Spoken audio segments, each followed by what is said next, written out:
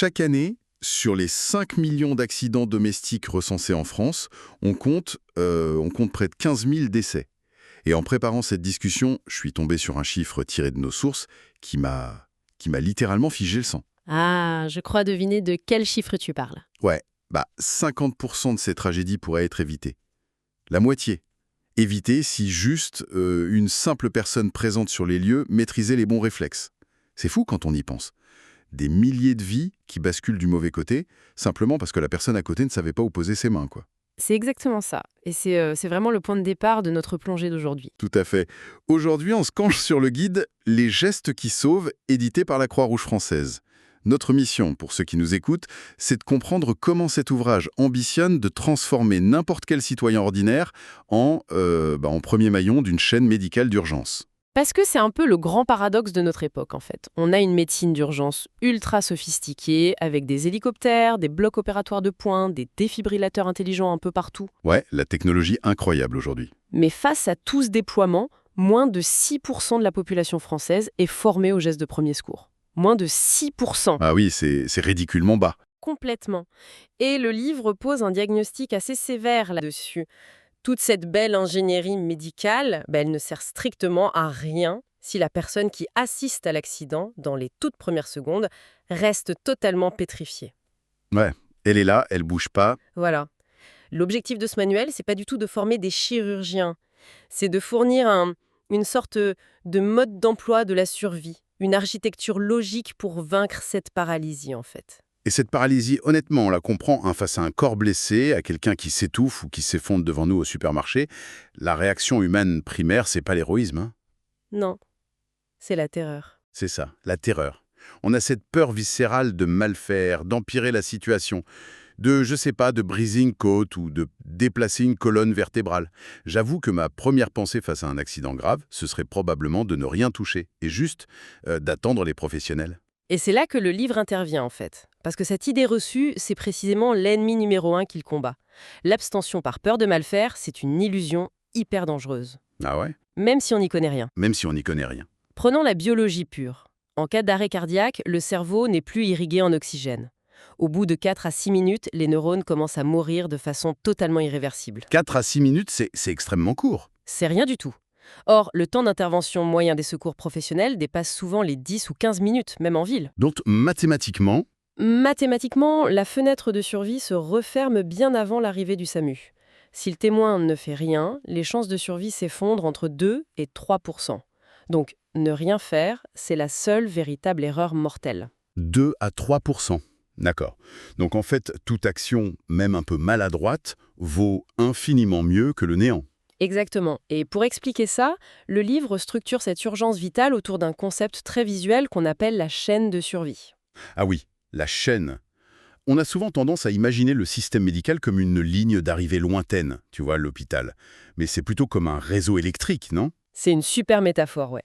Si la centrale électrique, disons l'hôpital, est coupée de la maison, il faut qu'un générateur local prenne le relais immédiatement pour éviter le blackout total. Et ce générateur, c'est le citoyen. C'est tout à fait ça. La chaîne comporte 4 maillons. L'alerte, les premiers gestes, la défibrillation, et enfin, seulement à la fin, l'intervention médicale experte. Et si le premier maillon cède? Le reste de la chaîne pend dans le vide. Ça ne sert plus à rien. Mais pour que ce citoyen générateur fonctionne sans exploser sous la pression de l'événement, le manuel le dote d'un algorithme extrêmement strict. Un algorithme. Carrément. Oui, on ne demande aucune créativité face à l'urgence, on demande l'exécution d'une procédure. Et la toute première étape de cet algorithme, elle dicte une action qui peut paraître totalement contre-intuitive sur le moment. Vali, c'est quoi? Se protéger soi-même, avant même de regarder la victime. Ah, la fameuse consigne des masques à oxygène dans les avions. Exactement. L'hôtesse de l'air répète toujours qu'en cas de dépressurisation, il faut enfiler son propre masque avant d'aider la personne à côté, même s'il s'agit d'un enfant. La logique est brutale, mais implacable. Implacable, oui. Si tu tombes dans les pommes par manque d'oxygène en essayant d'aider l'autre, tu deviens toi-même une victime. On passe d'un problème à résoudre à 2 problèmes à résoudre. Voilà. Le calcul des ressources dans l'urgence est impitoyable. Ajouter une victime supplémentaire à la scène, ça sature immédiatement les capacités des secours. L'ouvrage prend d'ailleurs l'exemple archétypal de l'accident de la route pour modéliser cette phase. L'accident de voiture, ouais. C'est vrai que l'instinct, sous le coup de l'émotion, ça pousse à courir frénétiquement vers la tôle froissée pour extraire les blessés le plus vite possible. Et c'est la pire chose à faire. L'algorithme, lui, impose une retenue très analytique. Ralentir, garer son propre véhicule à l'écart avec les feux de détresse. Se mettre en sécurité d'abord. Oui, mettre ses propres passagers à l'abri derrière les glissières de sécurité et surtout, marcher 200 lettres en amont pour poser un triangle de présignalisation. En fait, on modifie l'environnement physique pour empêcher le suraccident. D'ailleurs, le manuel est hyper catégorique sur la question du dégagement de la victime. Je lisais ça, jouer les héros de cinéma, interrompre quelqu'un hors de sa voiture accidenté par les bras, c'est proscrit. Totalement proscrit. À moins qu'il n'y ait un danger vital, réel et immédiat. Genre si le véhicule commence à prendre feu. S'il prend feu ou s'il y a un risque d'immersion totale dans l'eau, là, on agit. Sinon, on ne prend jamais le risque de sectionner la moelle épinière de la victime. On sécurise le périmètre et on passe à la deuxième phase, qui est l'alerte. L'alerte. Et là encore, alerter, c'est pas juste crier à l'aide dans le vide en espérant que quelqu'un entende. C'est une vraie transmission de données stratégiques. C'est ça. Pendant ces quelques minutes au téléphone, le témoin devient littéralement les yeux, les oreilles et le jugement clinique des médecins régulateurs qui sont parfois situés à des dizaines de kilomètres. Et pour ça, le livre rappelle la liste des numéros vitaux qu'on oublie sous le stress. Le 15 pour le SAMU, l'urgence médicale. Le 18 pour les pompiers, très souvent pour le secours à personne. Et le 17 pour la police, bien sûr. Et le 112, le numéro européen, qui est super important si on voyage. Mais au-delà du simple numéro qu'on tape sur l'écran, ce qui est fascinant, c'est l'architecture du message qu'on doit donner. On ne hurle pas au téléphone, oui. On donne la localisation exacte, la nature du danger, le nombre de victimes. L'état clinique apparent, ouais. Mais surtout, la règle d'or, celle qui est soulignée à l'encre rouge par tous les professionnels, on ne raccroche jamais en premier. Jamais. Pourquoi c'est si crucial, ça ? Et parce que l'opérateur a besoin de garder le contact pour deux raisons. D'abord, la situation peut évoluer à la seconde près. Et ensuite, la voix du médecin régulateur sert de point d'ancrage psychologique. Ah oui, il peut nous guider, complètement. Il peut guider les mains du témoin en temps réel, lui donner le rythme d'un massage cardiaque ou l'aider à ajuster une position. Raccrocher, c'est briser le seul fil qui relie la scène de chaos à la rationalité médicale. Ce qui nous amène à la transition clé de ce livre. On a sécurisé la zone, d'accord ? On a alerté le cerveau médical.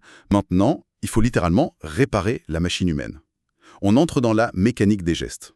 La fameuse mécanique, oui.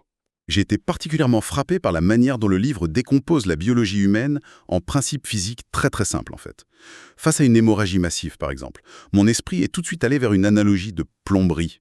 C'est exactement ça, de la plomberie. Si un gros tuyau éclate sous l'évier, tu vas pas réfléchir en système de canalisation de toute la ville. Tu plaques ta main sur le trou et tu appuies de toutes tes forces. Et c'est le même principe. Le corps humain contient environ 5 litres de sang maintenu sous pression par la pompe cardiaque. Une artère sectionnée, c'est une fuite à haute pression. Voilà. Si le circuit se vide, la pression globale chute dramatiquement et le cerveau, qui est situé au sommet de la plomberie, n'est plus alimenté. La mécanique d'urgence préconisée, c'est donc la compression directe. Le manuel décrit l'action de plaquer la paume de la main, protégée si possible par un tissu épais ou même un sac plastique, directement sur la plaie, et d'appuyer avec tout le poids du corps. Et le détail technique qui sauve dans ce passage, c'est d'allonger la victime simultanément. C'est de la pure gravité en fait. Tout à fait. Si la personne reste debout pendant qu'elle perd son sang, son cœur doit lutter contre la gravité pour envoyer le peu de fluide qui lui reste vers le cerveau. En la couchant à l'horizontale, on annule cet effort. Il préserve l'oxygénation neuronale. Mais la question que les gens se posent souvent, c'est que se passe-t-il si la fuite est trop massive ou si appuyer directement, c'est anatomiquement impossible. Ouais, s'il y a un objet planté ou que la plaie est trop large. Dans ce cas, le relais mécanique se fait par la compression à distance. Le livre cartographie le réseau artériel.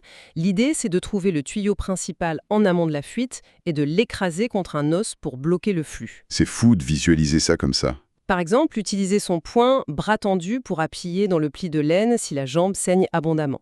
Et dans le scénario vraiment extrême où le sauveteur doit s'éloigner de plusieurs mètres pour aller appeler à l'aide, l'ouvrage détaille la pose du garrot. Ah, le garrot, un acte hyper lourd de conséquences qui est encadré par une interdiction absolue dans le livre. Une fois posé et serré, le témoin ne doit jamais, sous aucun prétexte, le desserrer.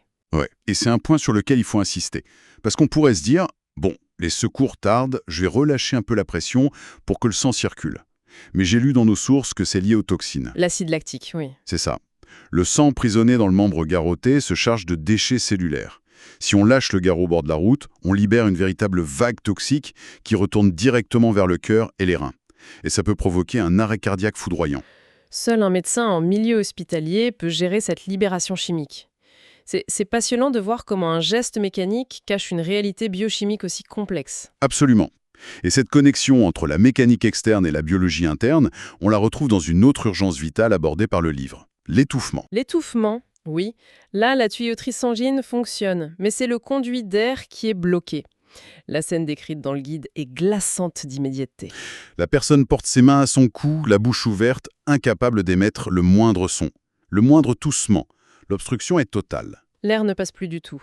Et l'instinct animal de celui qui regarde, ce serait d'y glisser les doigts pour arracher le corps étranger. Mais c'est la pire idée. C'est le meilleur moyen d'enfoncer ce bout de viande encore plus loin dans la trachée. Le guide propose plutôt d'utiliser la pression pneumatique naturelle du corps. L'analogie qui m'est venue en lisant ça, c'est celle du bouchon de champagne. Ah oui, c'est très parlant. Pour faire sauter un bouchon récalcitrant, on augmente la pression à l'intérieur de la bouteille. Le manuel explique qu'il faut donner 5 grandes claques sèches et vigoureuses entre les omoplates. Le but n'est pas de faire mal à la personne, c'est de créer une onde de choc qui va compresser les poumons et chasser l'air emprisonné vers le haut. La physique pulmonaire est une alliée précieuse ici, vraiment. Même après avoir soufflé, nos poumons conservent toujours un volume d'air résiduel. Et l'onde de choc des claques, elle, vise à expulser ce violemment. Et si ça marche pas? Si les claques échouent, Es goes geverwet à des faire. l'algorithme passe à l'artillerie lourde, les compressions abdominales. La fameuse manœuvre de Heimlich. Exactement. Le sauveteur se place derrière la victime, poing fermé au creux de l'estomac, et tire d'un coup sec vers l'arrière et le haut. Mécaniquement, on force le diaphragme à remonter brutalement sous les poumons, ce qui crée une surpression artificielle énorme dans la trachée pour expulser l'intrus. Et ce qui prouve l'intelligence de ce manuel, je trouve, c'est sa capacité à moduler cette physique en fonction de l'anatomie. Il précise très clairement que l'on ne fait jamais un Heimlich sur un nourrisson de moins d'1 an. Oh non, c'est beaucoup trop dangereux. Les organes internes d'un bébé, comme le foie ou la rate, sont massifs par rapport à leur petite cavité abdominale et ne sont pas encore totalement protégés par la cage thoracique. Exercer une telle force sur leur ventre risquerait de provoquer des hémorragies internes fatales. Pour le bébé, on adapte la mécanique. 5 claques dans le dos, en le maintenant à plat ventre sur l'avant-bras, suivi de toutes petites compressions avec 2 doigts au centre de la poitrine. On réduit les chaînes de la force, mais le principe pneumatique, le bouchon de champagne, reste le même. Et cette précision mécanique, elle trouve vraiment son apogée dans le chapitre le plus critique du livre, la gestion de la personne inconsciente. Face à un corps inerte sur le sol, l'algorithme impose un diagnostic binaire immédiat. La victime respire-t-elle ou ne respire-t-elle pas?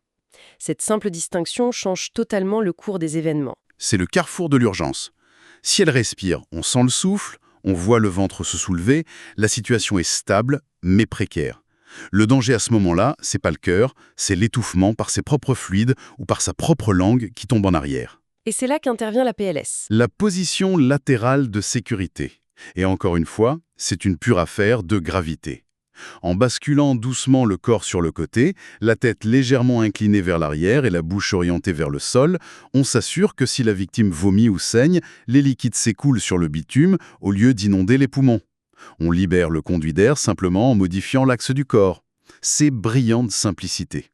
Mais la situation bascule dans l'urgence absolue lorsque la victime est inconsciente et qu'elle ne respire plus.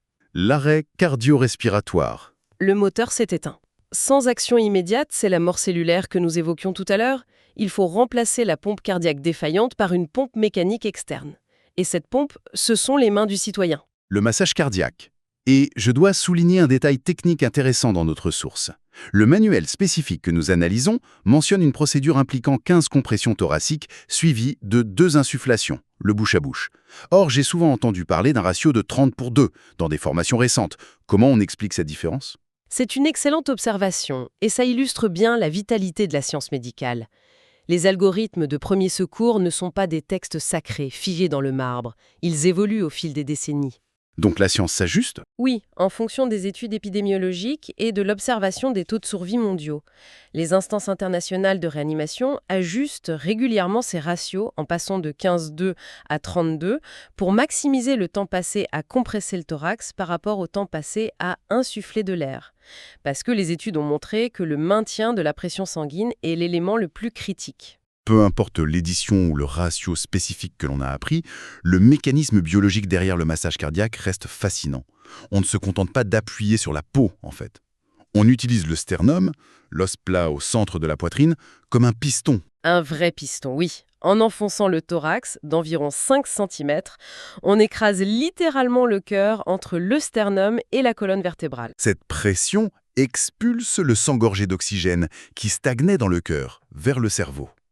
Et lorsqu'on relâche la pression, la cage thoracique reprend sa forme, créant un appel d'air. Un vide qui aspire le sang veineux vers le cœur, voilà. On ne relance pas le cœur avec ses mains. C'est une erreur fréquente de croire qu'on va le faire repartir. On fait juste circuler le sang manuellement pour gagner ces minutes cruciales qui séparent la victime de la mort cérébrale jusqu'à l'arrivée d'un défibrillateur. Cette compréhension intime de la mécanique du corps humain révèle toute la profondeur de l'ouvrage. Mais limiter ce manuel à une simple leçon de biomécanique serait vraiment passer à côté de son essence. L'action physique est indissociable d'une dimension psychologique très puissante. Et c'est ce qui m'a le plus marqué lors de cette plongée. Il y a une phrase, une directive qui traverse presque toutes les pages du guide, quel que soit le traumatisme. C'est « parler régulièrement à la victime et lui expliquer ce qui se passe ». Oui, on ne soigne pas seulement un tas de muscles et d'os. On interagit avec une conscience en état de choc. Exactement. La neurobiologie de la panique est dévastatrice.